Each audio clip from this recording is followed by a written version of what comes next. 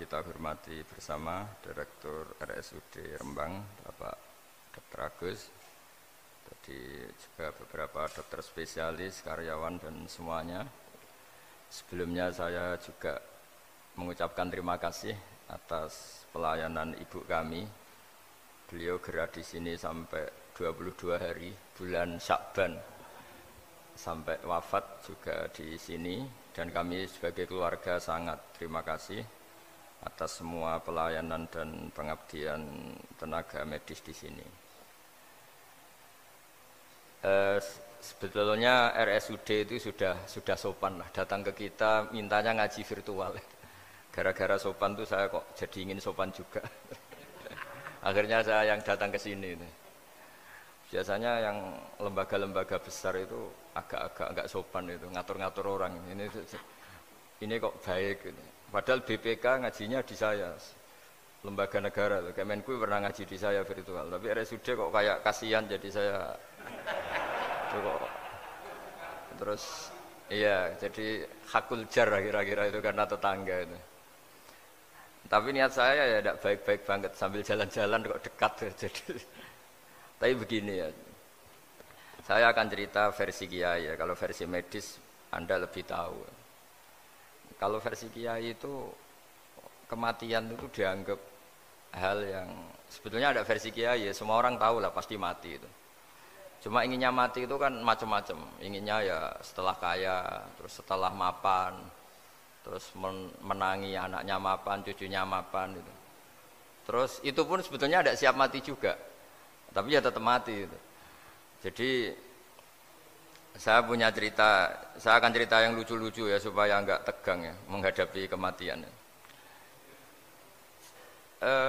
Dulu itu kroni itu ya sudah ada. Jadi Nabi itu ya punya kroni, tidak hanya pejabat. Nabi itu punya kroni.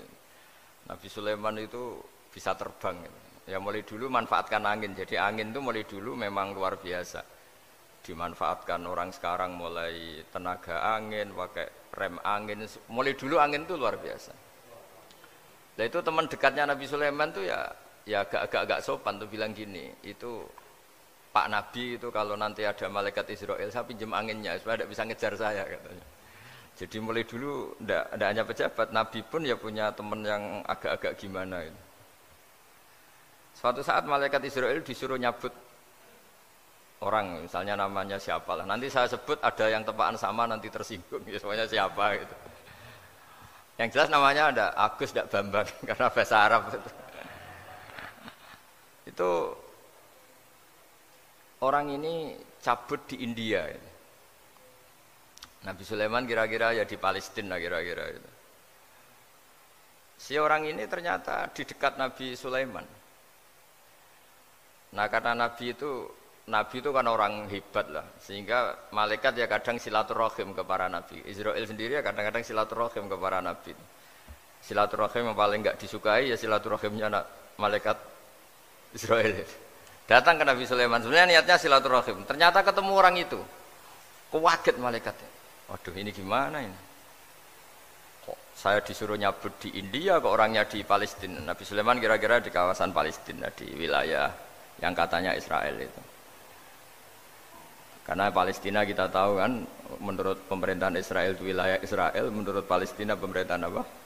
Palestina. Tapi Indonesia alhamdulillah sampai sekarang itu enggak mau atau tidak punya hubungan diplomatik dengan apa? Israel. Sehingga kita harus mengistilahkan Palestina untuk warga Indonesia.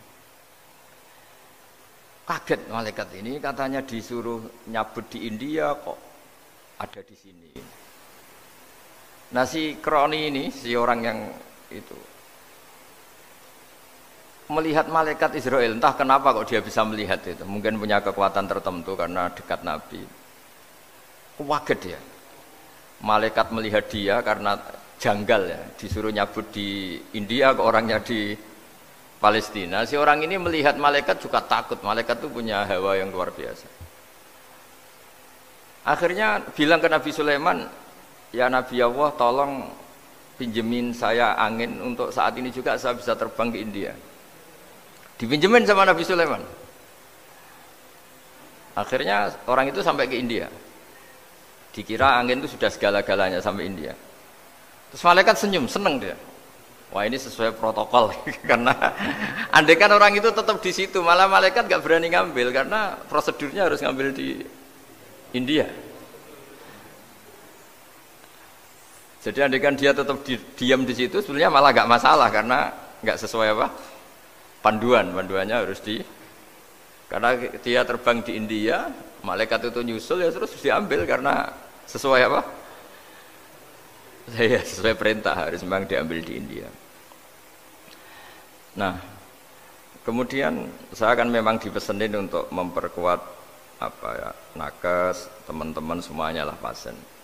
Tapi saya cerita dimulai dari yang seperti ini. Ini saya sengaja karena memang ya hidup itu seperti inilah. Pasti kita semua akan mengalami kematian. Cuma inginnya kita ya hidup itu ya sehat ya, terus kalau mati itu ya tidak punya utang karena berat nanti utang itu.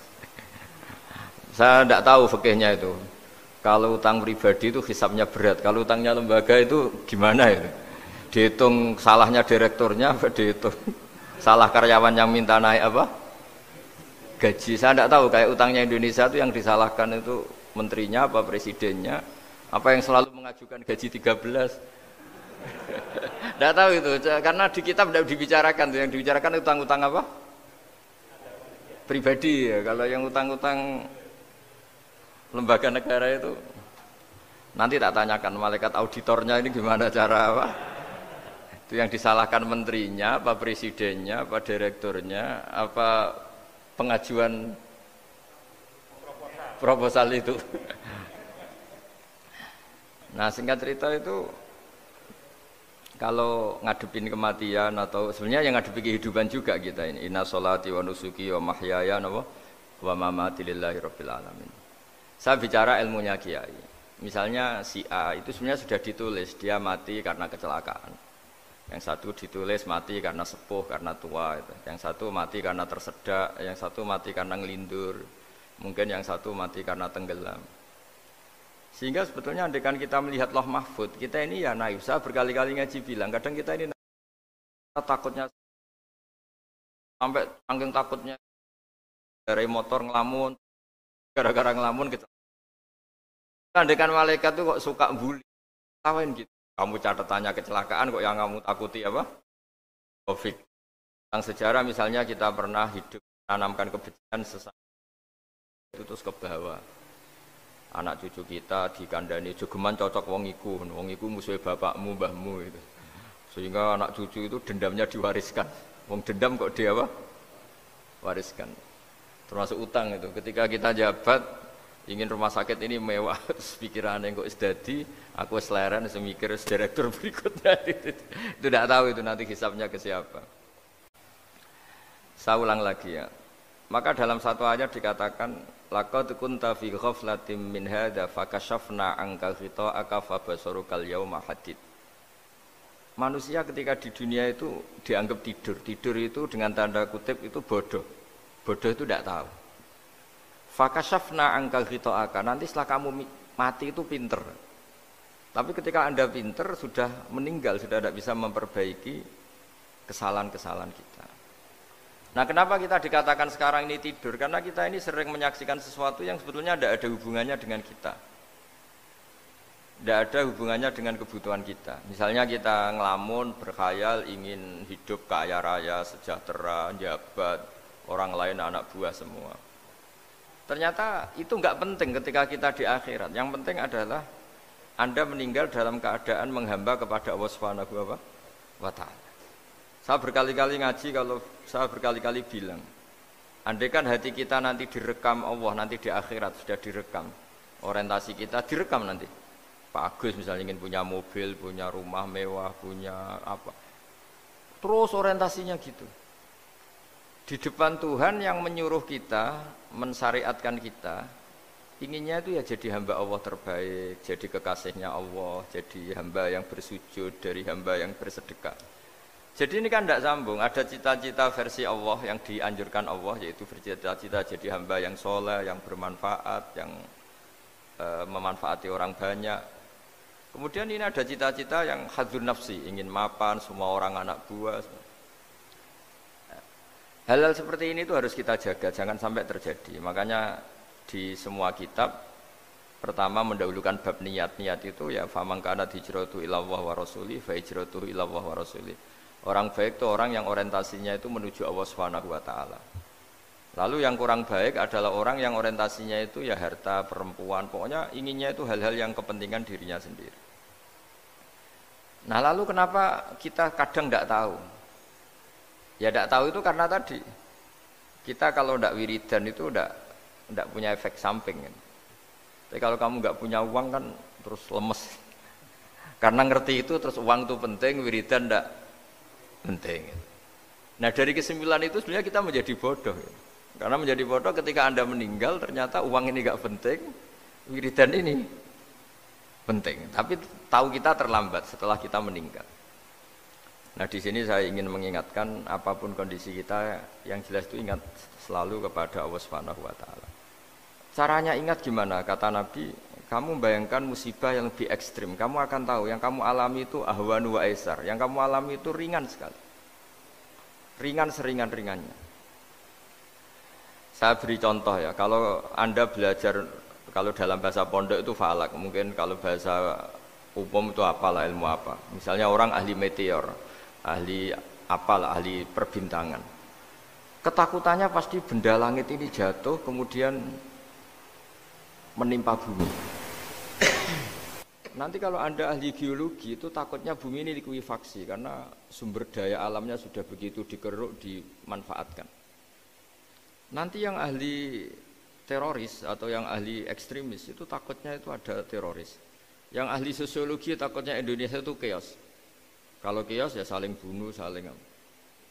Jadi semuanya ini ketakutan ini semuanya mengarah terhadap kematian. Kecelakaan lalu lintas ya menjadikan orang mati. Likuifaksi kayak kemarin di Sulawesi ya iya, gunung meletus, gempa, tsunami. Nah ketakutan yang menjadikan kematian sebenarnya banyak. Kalau baru tsunami aja ya orang takutnya ke tsunami. Nanti kalau ada kematian gempa ya takutnya gempa. Kalau temanya Covid ya takutnya Covid. Terus kalau ada tetangga mati karena ngelindur ya baru gue ger nak turu hati-hati kok nak mati ngelindur. Jadi ya masalahnya kan kita tidak tahu, nggak tahunya itu ya tadi takutnya Covid ternyata catatannya itu mati kecelakaan. Takutnya kecelakaan ternyata matinya itu ngelindur.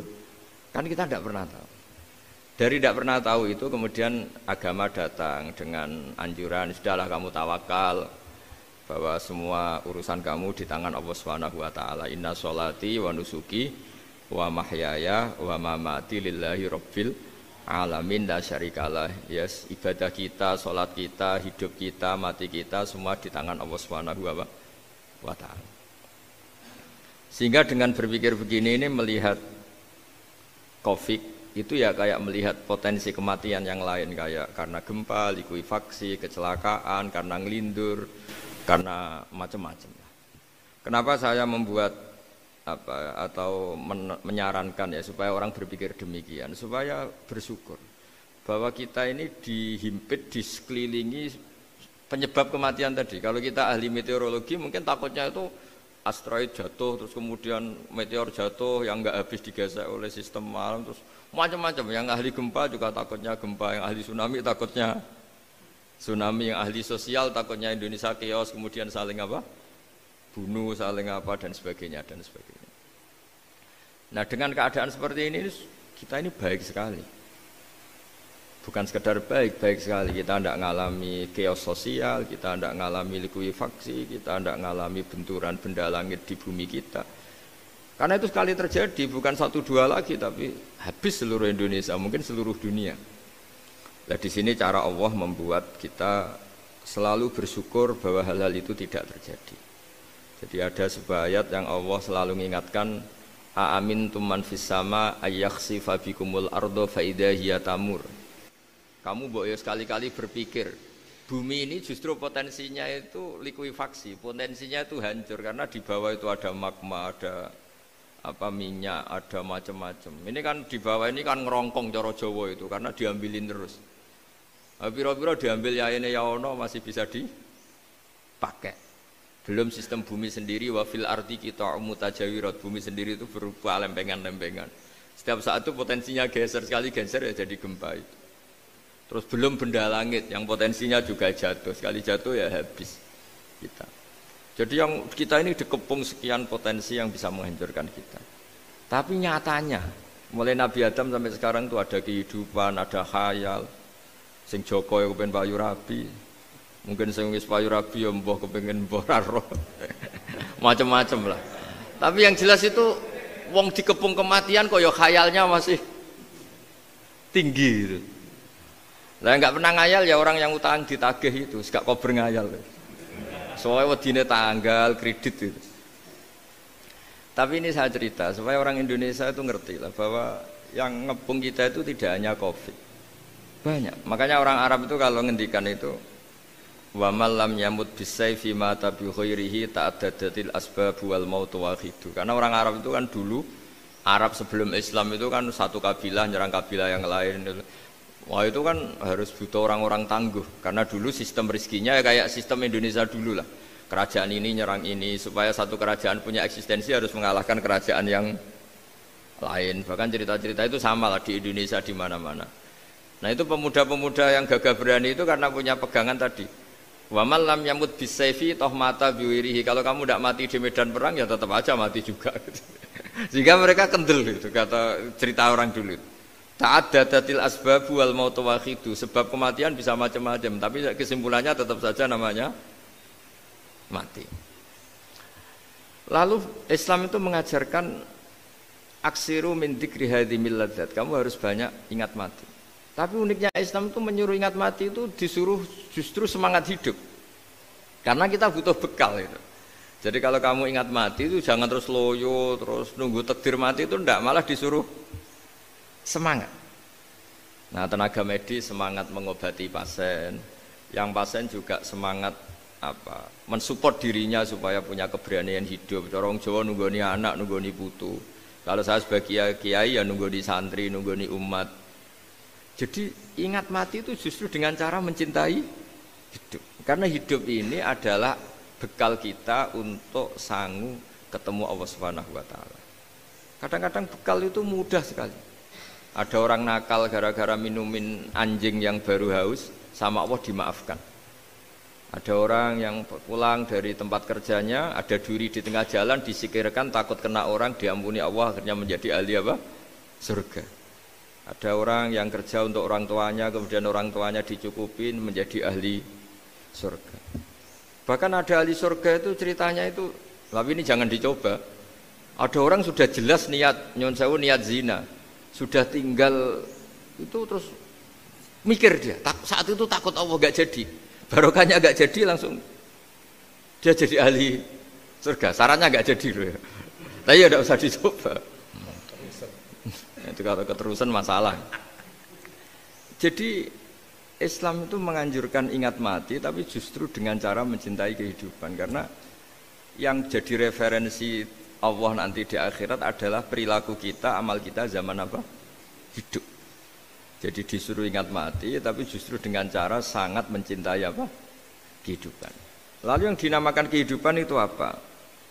Ya kita-kita ini, ada yang mengkhidmati agama, mengkhidmati orang sakit, mengkhidmati itu ya berbakti, membantu, ada yang nata lalu lintas, ada yang nata keamanan kayak Pak Polisi, ada yang nata keuangan kayak Kemenku, macam-macam. Semuanya harus kita cintai, profesi-profesi yang oleh Islam dianjurkan untuk kita nekuni itu.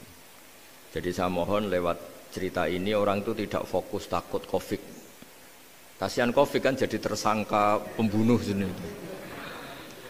Padahal di kampung-kampung orang lugu-lugu yang saking nggak ngertinya itu kalau dikasih sumbangan itu katanya itu salam neng Covid matur nuwun.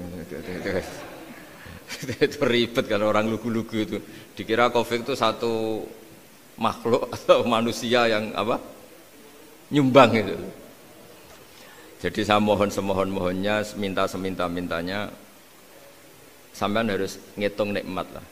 Dengan sistem meteor seperti itu di langit tidak jatuh ke kita, sistem bumi yang sudah ngerongkong gini tidak likuifaksi, Terus di dunia ini banyak kimia, banyak racun. Itu kalau misalnya meledak kemudian dibawa angin, mungkin matinya lebih massal. Ternyata semua itu enggak terjadi. Artinya nikmat yang sekarang kita dapatkan, kita nikmati sekarang itu jauh lebih besar ketimbang ketakutan kita. Nah, ini Islam selalu menganjurkan fadzkuru ala Allah la'allakum tuflihun. Selalu ingat sisi-sisi nikmatnya Allah. Kamu jangan hanya sisi wah kita dikepung Covid, kita punya istri judes, punya anak enggak nurut, punya atasan sadis, punya anak buah enggak loyal. Kalau gitu terus ya kamu enggak berani hidup. Yang diingat masalah terus. Itu salah, hidup seperti itu salah menurut Islam. Yang Islam menganjurkan fadzkuru ala Allah, kamu ingat sisi-sisi nikmatnya Allah, bukan sisi-sisi kita hidup itu diuji. Saya punya sekian cerita ulama-ulama yang unik, yang punya nasihat itu. Jadi ada orang kaya raya dulu temannya banyak, anak buahnya banyak. Suatu saat dia miskin terus gak ada yang berkunjung. Terus dia ngeluh, curhat ke ulama itu. Ketika saya kaya yang berkunjung banyak, ketika saya miskin kok nggak ada yang berkunjung, kurang ajar betul teman-teman saya. Terus kata kiai itu lucu kalau ada nih, ya bagus gitu dong ketika anda miskin sudah ada yang berkunjung. Loh kok bisa? Ya misalnya kamu sekarang jadi buruhnya orang, pas disuruh-suruh dibentak-bentak, terus teman kamu udah datang, malah kamu jadi tontonan toh. Mendingan nggak udah datang, jadi kamu ketika buruh orang nggak malu karena teman-teman kamu sudah tidak datang. Ya alhamdulillah kalau gitu ya. Jadi dulu satu hal yang dia dulu nganggap problem, iya kan kalau kamu misalnya dulu kaya, temannya banyak, jabat, terus yang takut banyak. Ketika sudah miskin, Yun Sawu jadi buruhnya orang disuruh-suruh, terus teman kamu tetap udah datang. Siap nggak ada? Siap datang apa siap tidak datang? Lebih siap tidak datang sebetulnya kan? Karena nggak jadi tonton. Akhirnya dia sadar.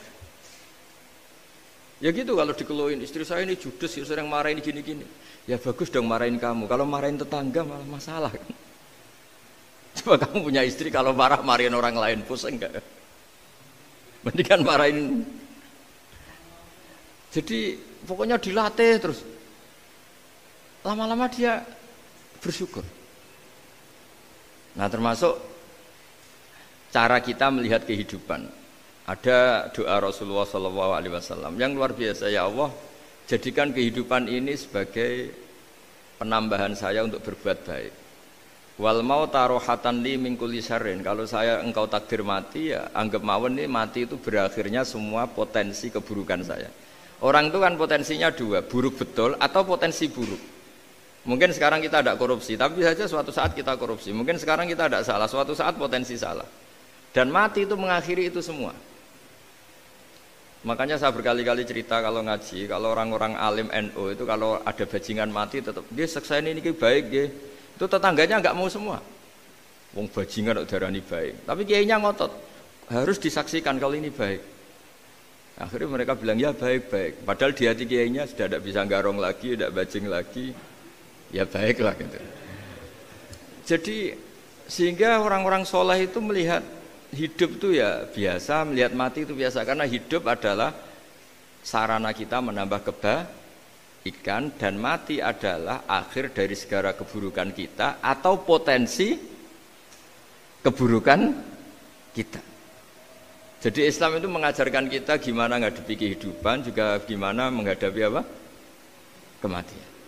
Jadi saya ulang lagi itu ajaran-ajaran Islam yang luar biasa. Jadi ij'alil hayata ziyadatan li fi kulli khairin wal mauta rohatan li min kulli syarrin. Jadi hidup menambah kebaikan, kalau kita mati anggap saja mengakhiri semua buruk kita kalau kita sedang buruk atau potensi keburukan kita. Saya cerita ringan tapi supaya diingat-ingat. Jadi kalau kita yang nekuni, saya tadi kan sudah bilang, kita kiai yang nekuni ilmu itu, ya tadi kita agak fokus bicara Covid. Inna Allaha yumsikus samawati wal ardo antazula wala in zalata in amsakahuma min ahadim min ba'dih. Kalau kamu ahli meteorologi kan melihat ini jatuh jumlahnya besarnya sekian. Ini kalau digesek oleh atmosfer paling masih sekian, kayak kemarin Januari kan hujan meteor yang sering kena Lampung kemarin. Terus di mana-mana mesti takut kamu itu. Kalau kamu ahli gempa takutnya itu ya pergeseran lempengan bumi. Kalau kamu ahli tsunami ya takutnya Tsunami. Kalau ahli sosiologi ya takutnya chaos sosial ya, sama kamu medis ya takutnya penyakit yang menular, penyakit seperti ini. Oke, kita sekarang fokus menghadapi Covid dan kita selalu berharap supaya Indonesia terbebas dari apa? Covid dan musibah-musibah yang lain. Ya tadi, apa gunanya terbebas dari Covid tapi chaos sosial? Kayak apa terus kita? Sehingga Islam selalu mengajarkan harus disyukuri lah bahwa kita sekarang alhamdulillah kita hidup harmonis. Kita kata Mbah Mun Bhinneka Tunggal Ika itu dingendikakno terus. Terus yang terakhir masalah air. Air itu sumber kehidupan. Di antara Allah mengingatkan kita adalah kul ara'aitum in asbaha ma'ukum ghoron famay ya'tikum bima imma'in. Bumi ini kan bawahnya ada magma, terus ada air. Normalnya air itu enggak ada. Secara teori itu normalnya air itu enggak ada karena bumi itu kan kalau ada air kan meresap. Sudah meresap bawahnya itu ada minyak, ada magma, harusnya air itu tersedot habis. Tapi orang saking angkuhnya, saking cueknya ngira air itu malah potensinya itu abadi. Sebetulnya kalau menurut teori alam, air itu gampang hilang kan, diletakkan di bumi ya bumi itu meresap. Nanti bawahnya itu ada minyak, ada sebagian ada magma, ada macam-macam lah. Jadi potensi air itu harusnya nggak ada malah kalau melihat sistem itu. Tapi karena Allah saking rahmannya, air ini dijaga sedemikian rupa tetap ada. Kalau melihat sistemnya kan normalnya malah nggak ada. Makanya Allah selalu mengingatkan in asbaha ma'ukum ghoron. Suatu saat air yang kamu pakai yang jadi sumber kehidupan itu bisa saja tahu-tahu hilang. Mungkin tersedot oleh panas bumi atau corong Jawa niku nyresep entek atau gimana lah cara Allah menghilangkan. Famay ya'tikum bima imma'in. Lalu siapa yang bisa mendatangkan air itu lagi? Ini kata para hafid, ini yang kata guru-guru ya termasuk yang dikatakan Pak Mukhtar ini. Nanti orang harus menghentikan menjawab Allahu Rabbul Alamin. Hanya Allah sendiri yang bisa mengatur air ini selalu ada. Itu Pak kalau kamu pikir kan air kamu sokkan di bumi kan mesti langsung hilang meresap ke bumi. Bumi ada bawahnya lagi, ada bawahnya lagi dan mungkin bukan yang paling bawah mungkin tomak harusnya itu nggak ada. Tapi Allah saking sayangnya mengatur sistem air itu ada dan tersedia. Tapi ketika orang terlalu cuek dan angkuh sampai lupa syukur tersedianya apa? Air itu Allah mengingatkan, disuruh bayangkan, kul ara'aitum. Coba bayangkan kalau in asbaha ma'ukum ghoron. Tadi kan ada khataman ya, saya ikut terima kasih. Bayangkan kalau air suatu saat itu ghoron menjadi hilang. Fama ya'tikum bima imma'in. Jadi saya tidak bisa spesifik memberi nasihat tentang kopi karena ya tadi yang bisa membunuh kita ini banyak. Ya tsunami ya bisa bunuh, gempa bisa bunuh, likuifaksi bisa bunuh, jatuhnya benda lain kita bisa bunuh. Takut tanggal utang kaget ya bisa bunuh. Macam-macam. Semacam-macam lah ngelindur ya. Kemarin mudik aja yang sebelum tertata rapi aja mudik aja berapa kemarin kalau ada apa mudik Lebaran yang tahun berapa 3 tahun yang lalu apa 4 tahun yang lalu dulu. Jadi saya mohon ketakutan kita adalah yang hakikat adalah takut jadi hamba yang tidak baik. Itu yang harus jadi ketakutan sejati.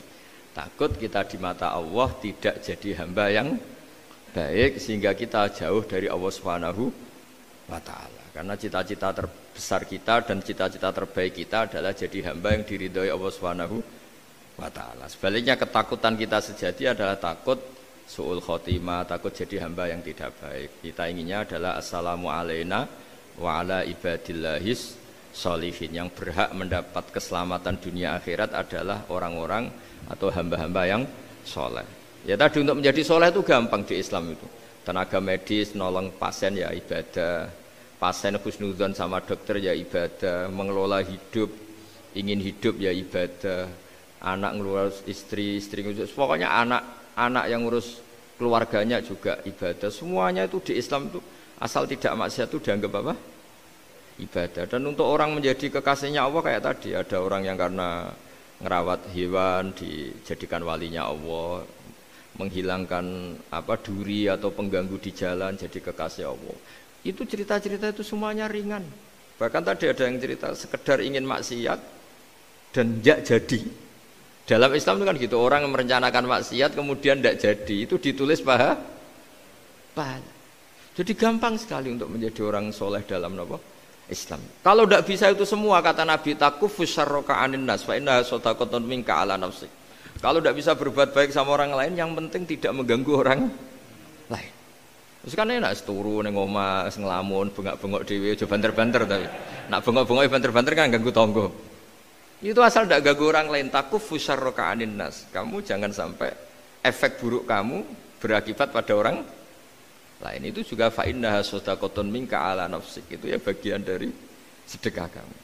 Taruh saja misalnya kalau secara ilmu medis, misalnya kita ini kok dinyatakan positif COVID, secara ilmu medis nggak boleh ketemu orang lain, terus kamu diisolasi. Kamu niatin ketika diisolasi itu tidak menularkan bahaya kepada orang lain. Itu juga ibadah. Jadi ibadah itu gampang sekali, mudah sekali. Karena agama ini yuridu wa bikumul yusra wala yuridu bikumul usra. Agama ini mudah bukan sulit. Ya, mohon maaf tadi saya nggak bisa datang yang jam 11 karena saya tadi malam hormat di Jogja, acara 7 harinya Kiai Jatabek, tadi pagi baru datang. Tapi saya mohon pokoknya yang seneng ya, hidup itu yang seneng, diberi kesempatan hidup sampai sekarang itu yang seneng. Jangan karena teman kamu meninggal terus akan-akan ini teman saya meninggal, paling saya besok. Kok kamu tahu? Nyatanya besok hidup lagi.